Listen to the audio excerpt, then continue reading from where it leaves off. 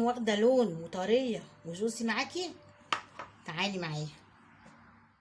حطيت ميه على البوتاجاز مش كتير، في حله بتغلي واسقط فيها اللحمه. ميه مش كتيره يعني. اللحمه شربت الميه، هحط لها بقى معلقتين سمنه.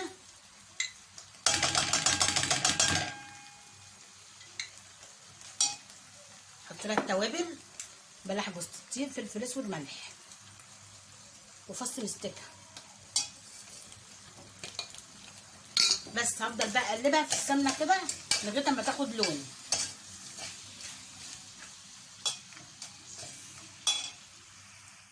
وصفتي بصوا اللحمه عامله ازاي، بصوا لونها بقى عامل ازاي من بره من جوه.